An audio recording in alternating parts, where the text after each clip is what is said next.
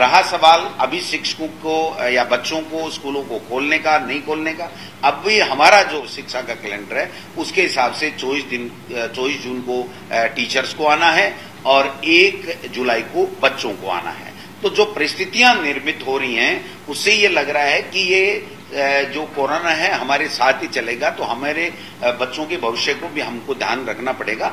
लेकिन आज की तारीख में 1 जुलाई से विद्यालय खुलने का है, बंद करने का या आगे इसको बढ़ाने का नहीं है।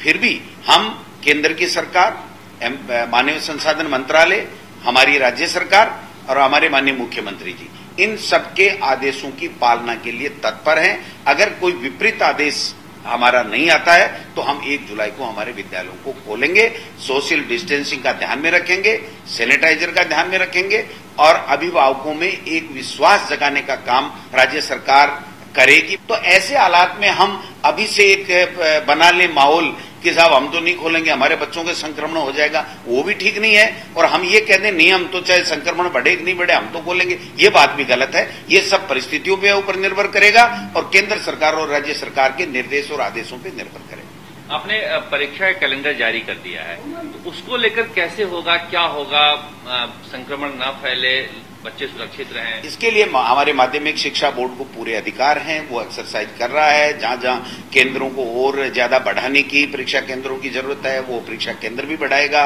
मास्क, सैनिटाइजर की व्यवस्था हम लोग कर रहे हैं। सोशल डिस्टेंसिंग की पालना के लिए हम लोग कह रहे हैं कितने सेंटरों में कितने बच्चे आएंगे, उनके लिए अगर पेपर कोई एक्स्ट्रा करने की आवश्यकता पड़ेगी तो वो हम लोग करेंगे। अगर उनमें डिवाइड करके एक जगह से 2 केंद्र करने पड़े तो वो लोग भी हम लोग करेंगे। और हमारे बच्चों के भविष्य को ध्यान में रखते हुए ये हमारी सरकार ने निर्णय लिया है। सीबीएसई के लिए भी केंद्र की सरकार ने निर्णय लिया। तो मैं समझता हूं इन बच्चों की परीक्षाएं हम पूरी जो गाइडलाइन है भारत सरकार और राज्य सरकार की इस कोरोना संक्रमण को रोकने के लिए या उसकी पालना करते हुए हम लोग एग्जाम कराएंगे। 12वीं और 10वीं की जो बोर्ड की शेष परीक्षाएं थी उनको कराने का निर्णय हुआ और 18 जून से लेकर 30 जून तक हम लोग ये कराएंगे।